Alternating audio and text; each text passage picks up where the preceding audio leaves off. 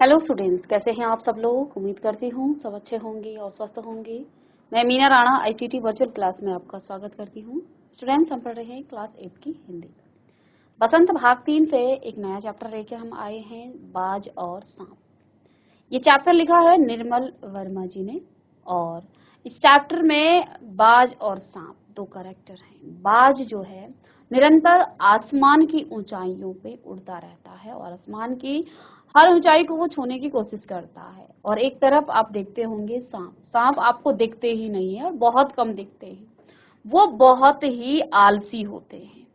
तो यहाँ बाज और सांप के माध्यम से लेखक हमें बताना चाहते हैं कि देखिए, जो व्यक्ति बहुत मेहनती होता है, वो जो है लगातार मेहनत करता है, ऊंचाइयों को छूना चाहिए, उसके लिए वही दुनिया सबसे अच्छी है। और जो सांप है, जो निपट जो है आलसी व्यक्ति होते हैं, वो जो है अपने घर के अंदर एक कमरा उनको दे दो और वो वहीं पर सोए रहते हैं। तो आइए पहले इस चैप्टर को पढ़ते हैं और फिर हम इन दोनों के कैरेक्टर से देखेंगे क्या हमें यहाँ सीख मिलती है इस चैप्टर से। तो देखिए, चैप्टर का नाम है बाज और सांप। अब इस चैप्टर में, इस पाठ में लेखक बताते हैं कि समुद्र के किनारे ऊंचे पर्वत की अंधेरी गुफा में एक सांप रहता था।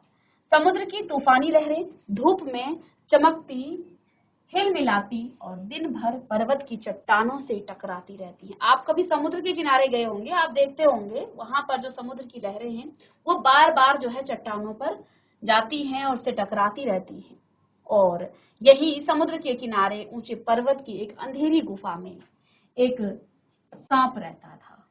ठीक है, इस गुफा में एक सांप रहता था और इसकी जो तूफानी लहरें हैं समुद्र की, वो धूप में चमकती, जो झिलमिलाती और दिन भर पर्वत की चट्टानों से टकराती रहती है। कौन? समुद्र की लहरें।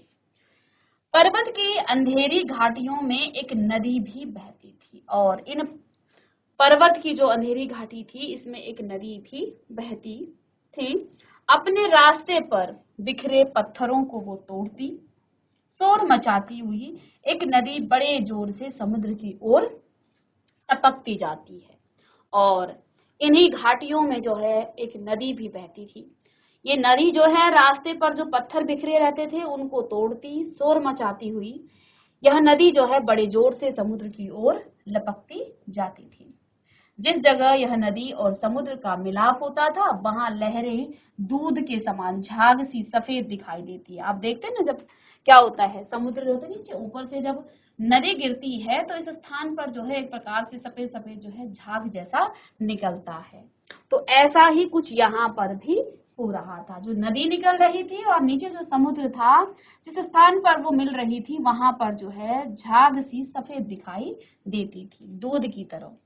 अपनी गुफा में बैठा हुआ सांप सब कुछ देखा करता, लहरों का गर्जन, आकाश में छिपती हुई पहाड़ियां, टेढ़ी मेढ़ी बल खाती हुई नदी की गुस्से से भरी हुई आवाजें। अब ये सब कौन देख रहा है? वो जो गुफा में वो सांप है, वो इन सबको देख रहा है। क्या क्या चीजें देख रहा है? एक तो वो लहरों का गर्जन देख रहा है, फिर दूसरा आकाश में छिपती हुई पहाड़ियों को देख रहा है, टेढ़ी मेढ़ी बल खाती हुई नदी की गुस्से से भरी आवाजें वो देख रहा है। वो मन ही मन खुश होता था कि इस गर्जन तर्जन के होते हुए भी वह सुखी और सुरक्षित है। कोई उसे दुख नहीं दे सकता। सबसे अलग, सबसे दूर वह अपनी गुफा का स्वामी है। अब ये जो सांप यहाँ पर इन सब बातों को देख रहा है, ये क्या सोचता है? ये सोचता है कि ये सब चीजों को देख रहा है, वो अपने ही मन में बड़ा खुश होता था। क्या सोचता था वो? इस गर्जन तर्जन के होते हुए भी बहुत सुखी है। मतलब यहाँ पर बहुत सारी आवाजें आ रही हैं, लेकिन फिर भी सोचता है कि मैं तो सुखी हूँ, कोई उसे दुख नहीं दे सकता। वो सोचता है कि मुझे कोई भी दुख नहीं दे सकता, सबसे अलग हूँ, सबसे दूर, वह अपनी गुफा का स्वामी है। न किसी से लेना, न किसी से देना, दुनिया की भाग दौड़, छीना झपटी से वह दूर है। क्योंकि वो किसी सुनसान गुफा, सुनसान तो नहीं कह सकते हैं क्योंकि गुफा सुनसान थी, लेकिन बाहर जो आवाजें हैं। अब इस सांप को मन ही मन बड़ी प्रसन्नता होती थी, बड़ी खुशी होती थी कि चाहे बाहर कितनी भी आवाजें हों, लेकिन मैं तो बिल्कुल सुरक्षित हूँ, मेरे साथ तो जो है ऐसा कुछ नहीं है। है ना, कि मतलब मैं तो अपनी गुफा का एक प्रकार से स्वामी हूँ, न मुझे दुनिया से लेना है न देना है। दुनिया की भाग दौड़ छीना झपटी से मैं बिल्कुल दूर हूँ। सांप के लिए यही सबसे बड़ा सुख था। अब यहाँ जो है इस सांप के लिए ये सबसे बड़ा सुख था कि वो बिल्कुल निर्जन स्थान में बिल्कुल अकेला सुनसान बैठा हुआ है। वो सोचता था कि मैं दुनिया से कितना अलग हूँ, कितना सुखी हूँ, उसके लिए वो सबसे बड़ा सुख था। एक दिन एकाएक क्या हुआ, आकाश में उड़ता हुआ खून से लथपथ एक बाज सांप की उस गुफा में आ गिरा। अब क्या हुआ, बाज जो है सांप को पकड़ लेता है, उसे खा लेता है। एक दिन क्या हुआ कि एकाएक यानी अचानक से आकाश में उड़ता हुआ एक बाज जो है आकाश में उड़ रहा था। खून से वो लथपथ था, बिल्कुल खून से लथपथ हो रखा था। एक बाज सांप की उस गुफा में आकर गिरा। उसकी छाती पर कितने ही जख्मों के निशान थे। उस बाज की छाती पर जो है कितने ही जख्मों के निशान थे, पंख खून से सने थे। तो ये बाज जो है आया उस गुफा में, और इस बाज की जो स्थिति है वो किस प्रकार थी, वो जो है उसके छाती पर कई प्रकार के जख्म थे, खून से वो बिल्कुल लथपथ था और अधमरा सा जोर शोर से हाँफ रहा था। जमीन पर गिरते ही उसने एक दर्द भरी चीख मारी, और जैसे ही वो जमीन पर गिरा तो उसने एक दर्द भरी जो है चीख मारी। अब किस प्रकार की वो चीख मारी, पंखों को फड़फड़ाता हुआ धरती पर लौटने लगा। अब जो है क्योंकि वो जख्मी था तो वो पंखों को फड़फड़ा रहा था और धरती पर जो है वो लौटने लगा। अब क्या हुआ, इस बाज को देखकर ये सांप डर गया। सांप अपने कोने में सिकुड़ गया। अब सांप जो है उसे देख करके डर गया कि अब ये बाज मुझे खाता है, तो वो भी डर से जो है सांप अपने कोने में सिकुड़ गया। किंतु दूसरे ही क्षण उसने भांप लिया, यानी कि वो समझ गया कि बाज जीवन की अंतिम सांसें गिन रहा है। लेकिन दूसरे ही क्षण उस समझ गया कि अब ये बाज में इतना दम नहीं है कि वो मुझे मार सके, यानी कि बाज जो है अब अपने अंतिम क्षणों में है, वो जो है घायल है। तो और उससे डरना बेकार है। उसने क्या सोचा कि उससे डरना बेकार है, यह सोचकर उसकी हिम्मत बंधी और वह रेंगता हुआ उस घायल पक्षी के पास आ गया। तो अब उसने देखा कि अब ये बाज तो बिल्कुल घायल स्थिति में है, अब ये मेरा कुछ नहीं कर पाएगा। तो उसने सोचा कि इससे डरना तो बेकार है। वो फिर रेंगता हुआ उस पक्षी के पास आ गया, ठीक है, जा पहुंचा। उसकी तरफ कुछ देर तक देखता रहा, फिर मन ही मन खुश होता हुआ बोला, क्या बोला, क्यों भाई इतनी जल्दी मरने की तैयारी कर ली। तो अब जो है इस सांप ने इस बाज को जो है क्या कहा, पहले तो वो उस बाज को देख करके डरा, क्योंकि बाज सांप को खा लेता है, उसको जो है वो मार देता है। तो अब उसने देखा कि ये तो पहले से जख्मी है, ये तो मेरा कुछ नहीं कर पाएगा। तो उसने जो है रेंगते हुए उस घायल बाज के पास वो सांप आया और क्या बोला, क्यों भाई इतनी जल्दी जाने की तैयारी कर ली है। बाज ने एक लंबी आह भरी, बाज जो है घायल था तो उसने भी एक लंबी आह भरी। ऐसा ही दिखता है कि आखिरी घड़ी आ पहुंची है, लेकिन मुझे कोई शिकायत नहीं है, मेरी जिंदगी में भी खूब रही भाई, जी भर के उसे भोगा है। जब तक शरीर में ताकत रही कोई सुख ऐसा नहीं बचा जिसे न भोगा हो। तो अब इस बाज ने क्या कहा है कि भाई ऐसा ही कुछ लगता है कि मेरी अब आखिरी घड़ी आ पहुंची है, लेकिन कहता है कि मुझे अपनी जिंदगी से कोई शिकायत नहीं है। मैं जब तक मेरे शरीर में जो है शक्ति थी, ताकत रही, मैंने बहुत सुख भोगे हैं। ऐसा कोई भी सुख नहीं है जो मैंने नहीं भोगा हो।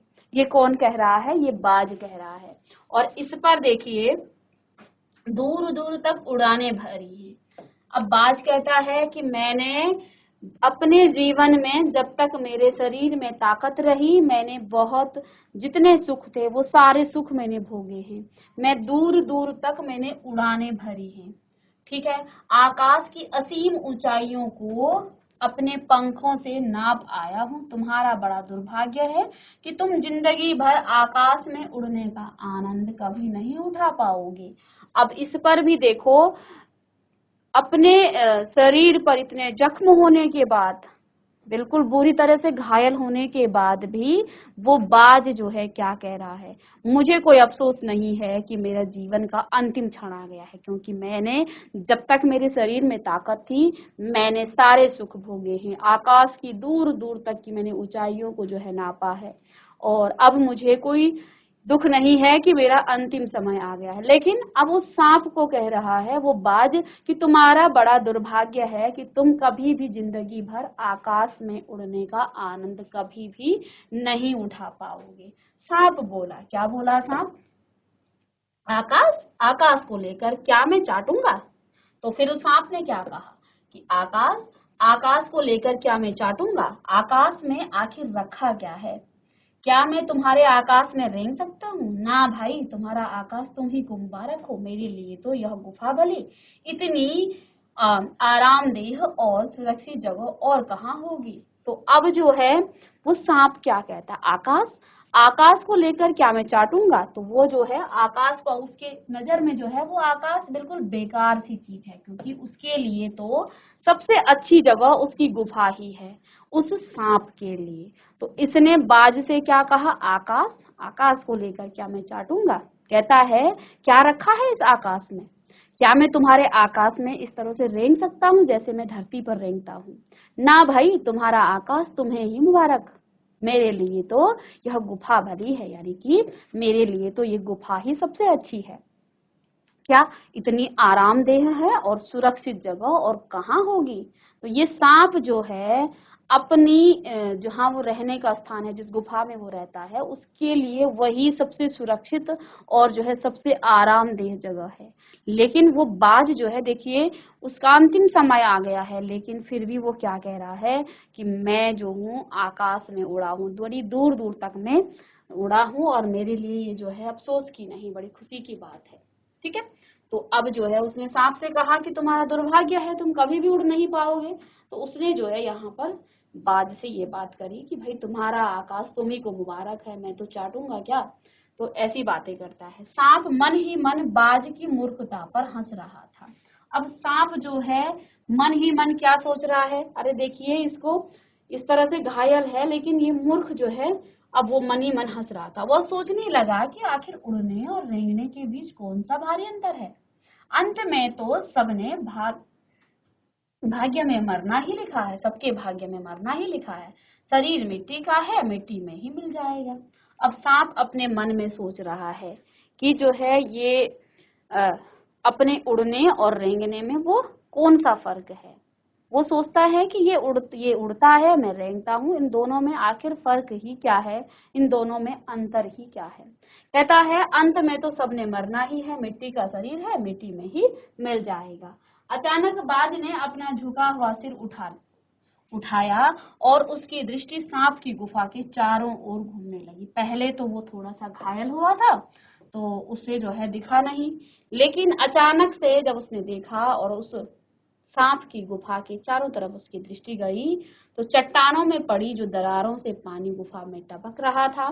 सीलन और अंधेरे में डूबी गुफा में एक भयानक जो है दुर्गंध फैली हुई थी, मानो कोई चीज वर्षों से पड़ी पड़ी सड़ गई हो। तो अब बाज यहाँ पर क्या देखता है कि वो जो है, वो जो सांप है वो एक सड़ी सी गुफा के अंदर है, वहां पानी भी टपक रहा था, जिसको वो सांप सोच रहा है ये मेरे लिए सबसे आरामदेह जगह है। बाज के मुंह से एक बड़ी जोर से की करुण चीख फूट पड़ी, आह, काश मैं सिर्फ एक बार आकाश में उड़ पाता। तो उस गुफा को देख करके, उस गुफा की दुर्दशा देख करके ये बाज क्या, फिर उसकी जो जो चीख थी वो कैसी एक करुण चीख फूटी। उसने क्या कहा, आह, काश मैं सिर्फ एक बार आकाश में उड़ पाता। तो अब जो है बाज की ऐसी करुण चीख सुनकर सांप कुछ जो है सिटपिटा सा गया। एक क्षण के लिए उसके मन में उस आकाश के प्रति जो है इच्छा पैदा हो गई। तो अब जो है वो सोचने लग गया, एक क्षण जो है वो क्या सोचने लग गया कि भाई ये बाज जो है इतना जख्मी है, फिर भी ये उड़ना चाहता है, मतलब इस स्थिति में होने के बावजूद भी ये बाज अभी भी कह रहा है कि काश मैं आसमान में एक बार उड़ पाता। इसको देख करके सांप सोचने लग गया, एक बार के लिए आकाश के प्रति उसके मन में भी ये इच्छा पैदा हो गई कि आखिर इसको इतना उड़ने में इतना मजा क्यों आता है। उसने बाज से कहा, यदि तुम्हें स्वतंत्रता इतनी प्यारी है तो उस चट्टान के किनारे से ऊपर क्यों नहीं उड़ जाने की कोशिश करती हो सकता है कि तुम्हारे पैरों में अभी इतनी ताकत बाकी हो कि तुम आकाश में उड़ सको। कोशिश करने में क्या हर्ज है। तो अब सांप उसे कहता है कि अगर तुम्हें इतना ही ज्यादा उड़ना अच्छा लगता है तो तुम ऐसा करो, इस चट्टान के सहारे जो है अपने पैरों को और जो है उड़ने की कोशिश करो, क्या पता तुम्हें और ताकत आ जाए। बाज में एक नई आशा जग गई। तो सांप ने जब ये बात की तो बाज में भी जो है एक प्रकार की नई आशा जग उठी। वह दुगने उत्साह से अपने घायल शरीर को घसीटता हुआ कहाँ गया, चट्टान के किनारे तक खींच लाया। तो वो भी जो है अपने उस घायल शरीर को जो है उस गुफा से चट्टान की नोक तक वो ले आया, यानी कि जहां से वो चट्टान खत्म होती है उसकी नोक तक वो ले आया। अब उसने क्या किया, खुले आकाश को देखकर उसकी आंखें चमक उठी और जैसे ही उसने उस खुले आसमान को देखा उसकी आंखें चमक उठी। उसने गहरी लंबी सांस ली और अपने पंख फैलाकर हवा में कूद पड़ा और इस आसमान को देख करके उसकी आंखों में एक नई चमक आ गई और उसने अपनी सांस ली, गहरी सांस ली, एक लंबी सांस ली और अपने पंख फैलाकर हवा में वो कूद पड़ा। किंतु उसके जो टूटे पंखों में इतनी शक्ति नहीं थी कि उसके शरीर का वो बोझ संभाल सके। पत्थर सा उसका शरीर लुढ़कता हुआ नदी में जा गिरा। एक लहर ने उठकर उसके पंखों पर जमे खून को धो दिया।